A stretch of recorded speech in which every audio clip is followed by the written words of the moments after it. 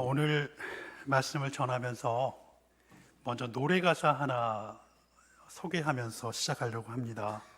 시인과 촌장이라는 분들이 불렀던 가시나무라는 노래인데요. 조금 젊은 분들은 조성모의 가시나무로 기억하시는 분도 계실 것 같아요. 제가 그 가사를 조금 읽어드리겠습니다. 내 속엔 내가 너무도 많아 당신의 쉴 곳 없네. 내 속엔 헛된 바램들로 당신의 편할 곳 없네. 내 속엔 내가 어쩔 수 없는 어둠, 당신의 쉴 자리를 뺏고, 내 속엔 내가 이길 수 없는 슬픔, 무성한 가시나무 숲 같네. 바람만 불면 그 메마른 가지 서로 부대끼며 울어대고, 쉴 곳을 찾아 지쳐 날아온 어린 새들도 가시에 찔려 날아가고, 바람만 불면 또 외롭고 또 괴로워 슬픈 노래를 부르던 날이 많았는데, 내 속엔 내가 너무도 많아서 당신의 쉴 곳 없네. 내 속엔 내가 너무도 많아서 당신의 쉴 곳 없네. 마지막 부분만 불러봤습니다. 너무 아쉬워서. 분명히 유행가 가사지만 참 우리의 마음속에 와닿는 가사예요. 이 가사가 단순히 이 작사가의 마음만을 우리에게 보여주는 게 아니라 어쩌면 모든 우리 인간들의 모습을 보여주는 것 같아요. 가시나무와 같은 모습. 사실 저는 이 가사를 보면서 생각난 글이 하나 있었는데요.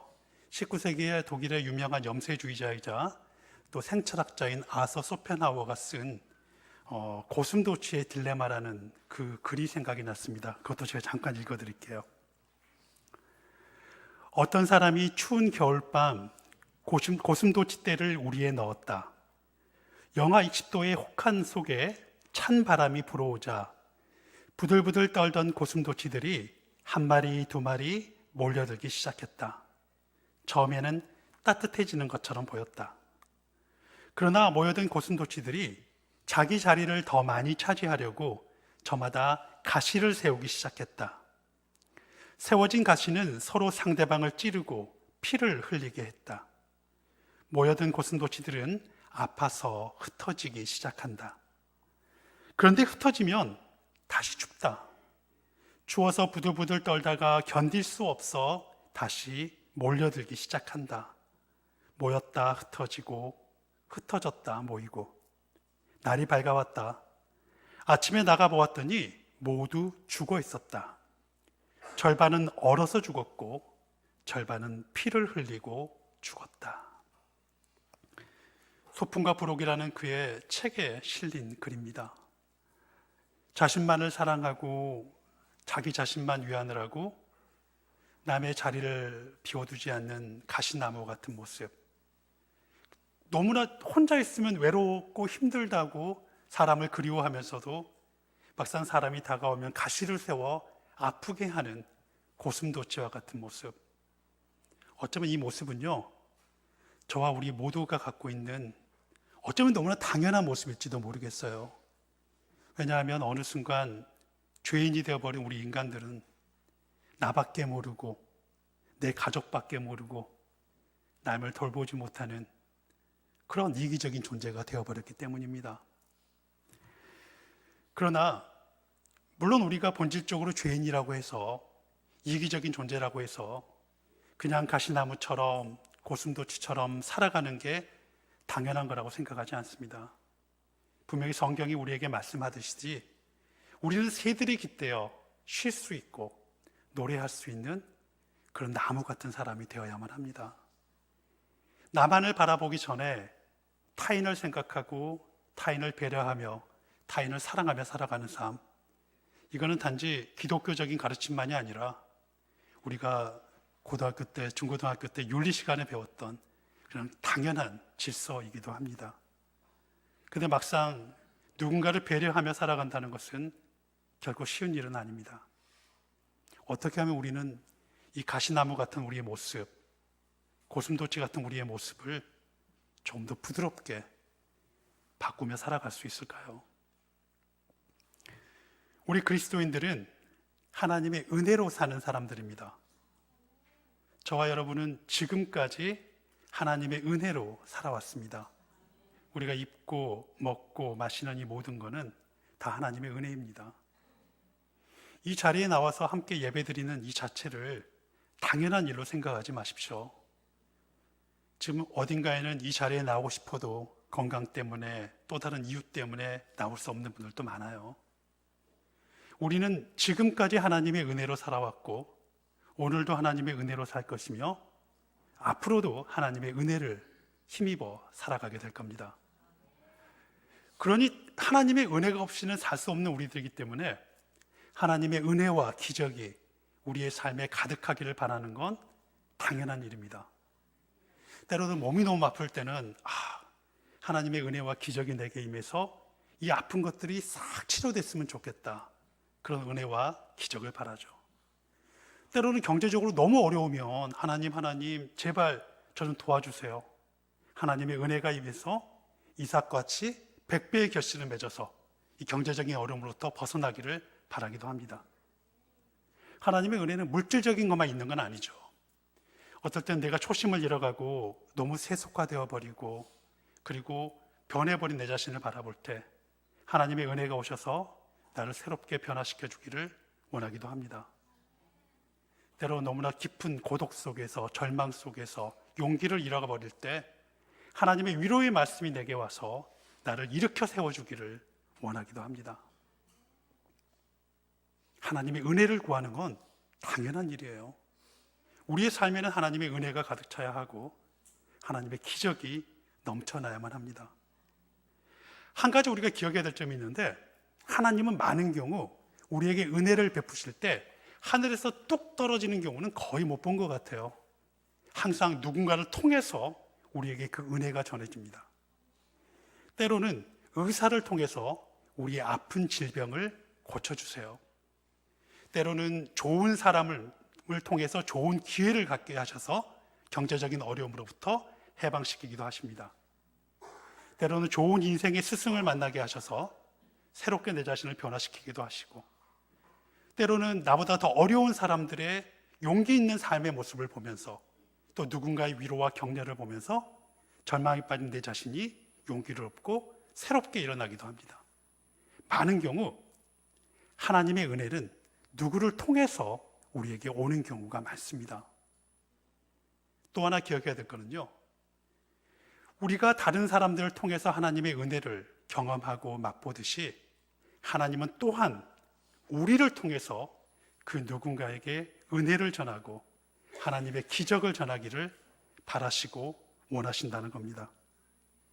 우리 역시 하나님은 하나님의 은혜와 기적의 도구, 통로가 되기를 바라시는 겁니다. 이것은 구약에서 아브라함 보면 분명해져요. 하나님이 우리에게 만약에 복과 은혜를 주셨다면 그것은 너 혼자 잘 먹고 잘 살아라, 너의 가족만 편안하면 돼 라고 주신 건 절대로 아닙니다. 그것을 또한 다른 사람에게 전하기 위해 우리에게 주신 것입니다. 창세기 12장 2절과 3절 말씀이 있는데요, 한번 저기 나와 있는데 같이 한번 읽어볼까요? 시작.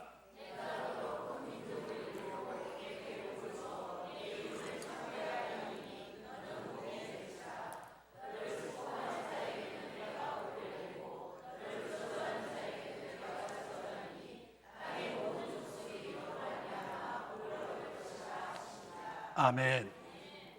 땅의 모든 족속이 너로 말미암아 복을 얻을 것이라.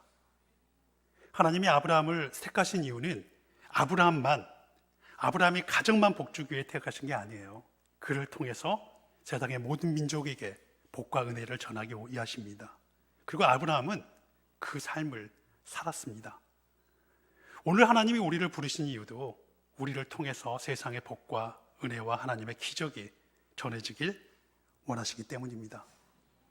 기적이라는 것을 너무 거창하고 어렵게만 생각하지 마세요. 헬라어에서 기적이라는 말을 표현하는 두 가지 단어가 있습니다. 첫 번째 단어는 세메이온이라는 단어가 있는데요. 물론 이 말은 하늘의 그 놀라운 초자연적인 기적을 의미하기도 합니다. 그러나 이 말의 원어의 원뜻은 뭐냐면 표적이라는 뜻입니다.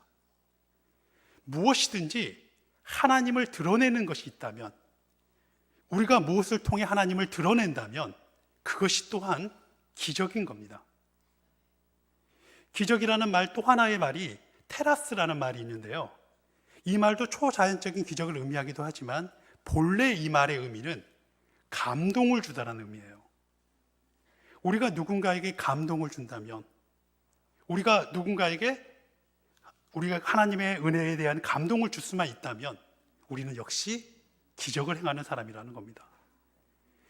삼손처럼 어마어마한 힘이 없어도, 엘리야나 엘리사처럼 하늘병거 타고 하늘을 올라가지 않고 죽은 사람을 살리지 않아도, 베드로와 요한처럼 안진뱅이를 일으키지 않더라도 우리를 통해서 누군가 하나님을 바라보고 하나님을 드러낼 수 있고, 그리고 하나님의 위로와 사랑을 전함을 통해서 감동을 줄 수 있다면 그 사람은 누구나 기적을 행하는 사람인 겁니다. 아브라함과 이삭과 야곱을 생각해 보세요. 아브라함과 이삭과 야곱이 죽은 사람 살려본 적 있나요? 하늘 병거 탄 적 있습니까? 그들은 기적을 행하는 사람들이 아니었습니다. 그러나 하나님은 그 누구보다도 아브라함의 하나님, 이삭의 하나님, 야곱의 하나님이 되시기를 기뻐하셨던 하나님입니다.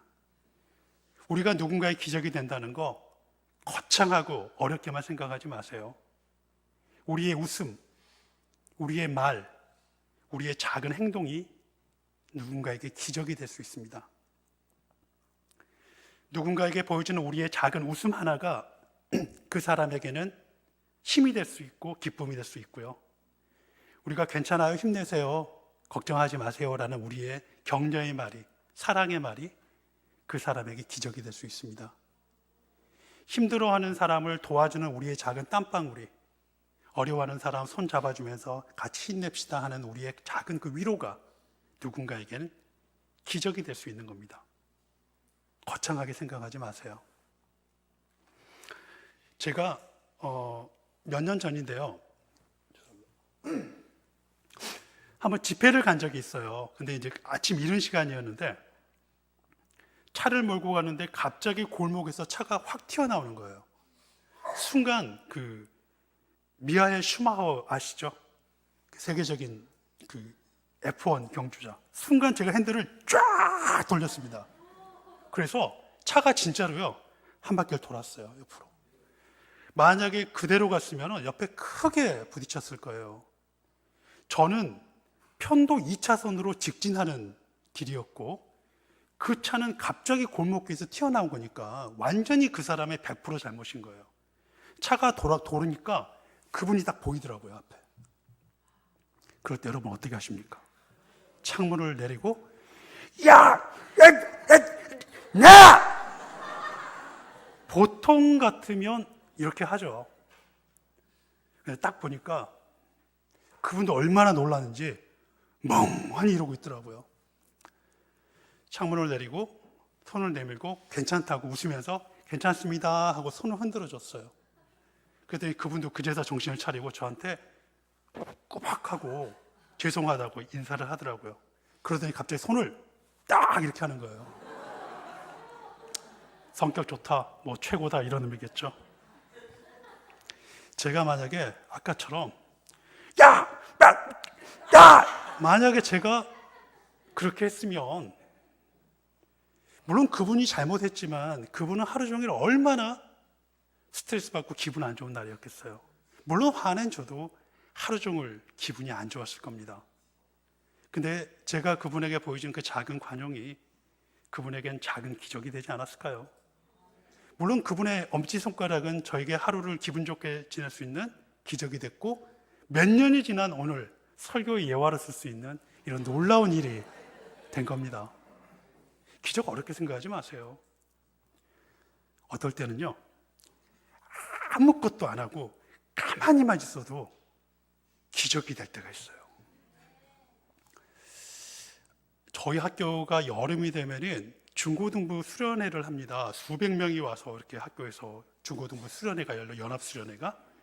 그때 저희 학교 전도사님들이 그 아이들 인솔하고 좀 도와주는 그런 아르바이트를 해요.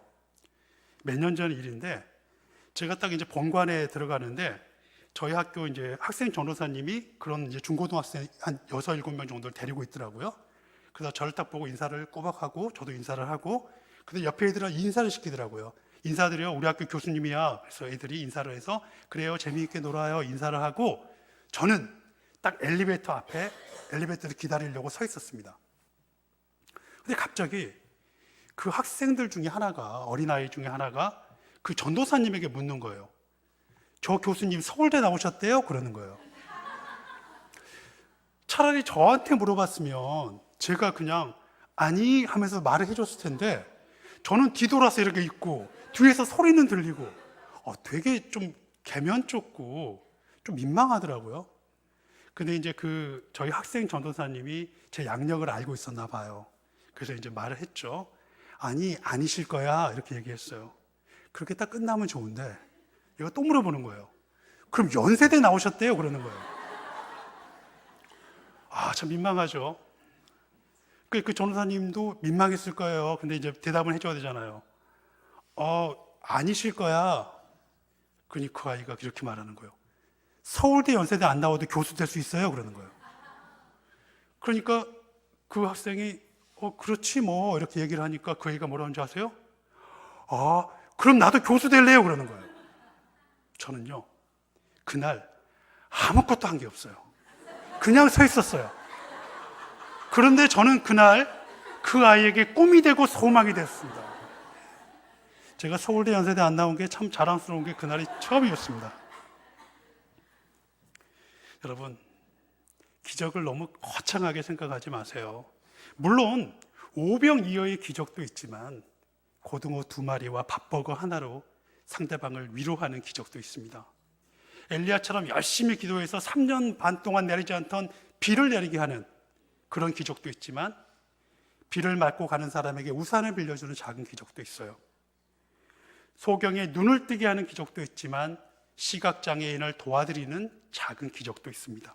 물론 주님의 기쁜 소식, 복음을 전하는 건 정말로 놀라운 기적인 겁니다. 왜냐하면 누군가의 인생에 예수님을 만나는 것보다 더 큰 기적은 없으니까요.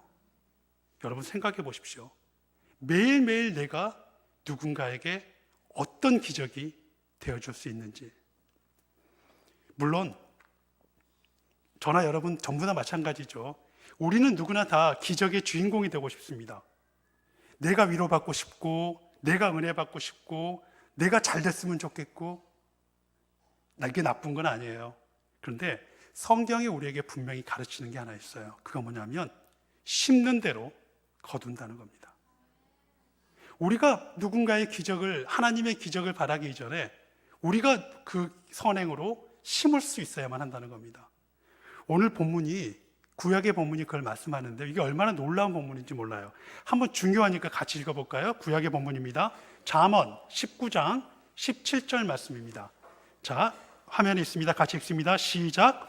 가난한 자를 불쌍히 여기는 것은 여호와께 구워드리는 것이니 그의 선행을 그에게 갚아주시리라. 아멘. 제가 이 말씀을 처음 들었을 때 얼마나 충격받았는지 몰라요. 저는 늘 하나님께 늘 나는 빚진 자인 줄 알았거든요. 늘 하나님을 귀찮게 하고 하나님의 은혜에만 계속 빚진 자로 알았는데, 성경 말씀에요, 죄송한 말씀이지만 우리가 하나님을 빚쟁이로 만드는 유일한 본문이 여기 나옵니다. 우리가 뭔가 착한 일을 하면, 선한 일을 하면 하나님이 뭐라고 생각하냐면 내가 누구에게 지금 빚졌구나 생각한다는 거예요. 그리고 그걸 갚아줘야지 생각하신다는 겁니다. 믿으세요?